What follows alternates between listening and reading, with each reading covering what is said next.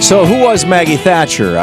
My sense of her always was that she was one of those people who comforted the comfortable and afflicted the afflicted, much like Ronald Reagan.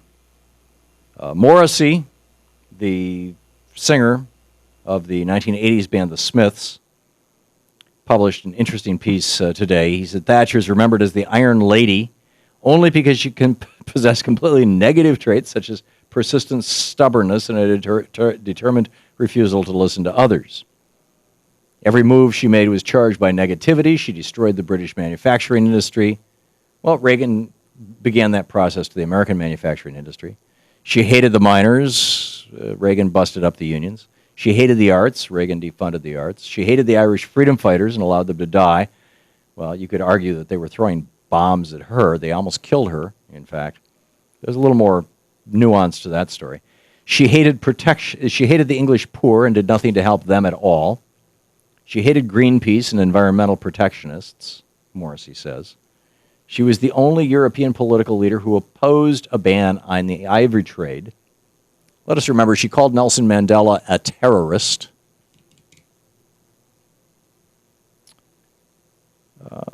She hated feminists.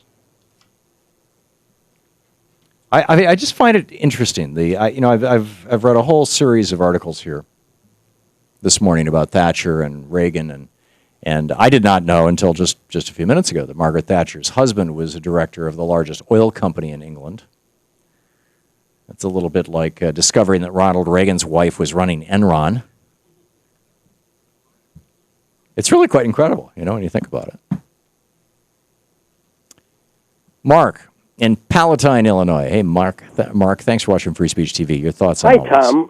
It's great to hear you. I read some limits to growth work by Meadows and Rander. Donella Meadows was a systems analyst. But anyway, she related a story that the environmental scientists from the West met the environmental scientists from the East at Ballanton on the Black Sea, and they were able to relate to her that change needed to happen and that Gorbachev could do this, and it got to Margaret Thatcher and it got to Ronald Reagan. So it's an interesting tale if that's really true, and I don't have a way to follow up on it, but limits to growth and beyond the limits is an interesting side trip on. Well, that was about the time the Club of Rome was first meeting. The ending was really environmental scientists saying we got to stop this. Yeah, and that was when the Club of Rome came out with their famous report. I don't for a minute believe that either Margaret Thatcher or Mikhail Gorbachev came to any sort of rapprochement with Ronald Reagan as a result of Star Wars, because Star Wars didn't work. There was no there other than the transfer of over $1 trillion to capitalist cronies of the Reagan administration. What I do know, and this is a matter of public record, is that back in the mid-'60s and throughout the 1970s, there were repeated statements from the Central Intelligence Agency, from international intelligence groups, that the Soviet Union was falling apart. I was there. I saw it. I was in East Berlin. I saw it. I was in Western Russia. I saw it. I was in Moscow. I saw it. The Soviet Union was falling apart, and the Marx's analysis of capitalism, I think, in Das Kapital was right. I think his prescription for what to do about it, as put forward by him and Engels in a Communist Manifesto, didn't quite work out the way they hoped, and it was going down in flames. And Gorbachev was the guy who made the transition. But that's just my personal opinion. But I don't think it was SDI. I think it was the inevitability of bad economic policies, just like I think now we are facing incredible economic difficulties in the United States, and the UK is as well, as a consequence of Reaganomics and Thatcheronomics, both of them borrowing and spending. I mean, you look at the borrowing and spending that Margaret Thatcher did, and it's, during her time as Prime Minister, it was really quite extraordinary. I mean, 1979, her first full year in office, she spent 42% of GDP, government spending. Now, keep in mind, our government spending as a percentage of GDP is around 21% right now. She spent 42% of government GDP, but taxes only collected 33.5%. The next year, spending went up to 45%, taxes only to 35%. The next year, spending went up to 46%. This is 81, 82. Taxes only at 38%. Now, they were high. She had raised taxes from 33 to 38%. but she had increased spending from 42 to 46%.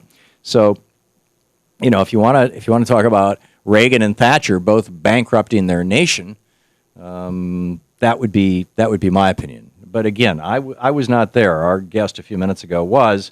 On the other hand, his perspective was probably quite different than that of the coal miners and the people in the streets and the average person who saw their benefits being cut and or the social safety net being cut out from underneath them. But I don't know, and I can't, and he's not here to defend himself. I'm not going to speak to that or about that. Marilyn in Portland. Marilyn, we have a minute to the break. Hi What's there. up, Tom? Yeah, I think it's a new discovery for me that Margaret Thatcher's husband was an oil man. Yeah. And of course we know that George Bush, Reagan's vice president, was also an oil man. And Yep.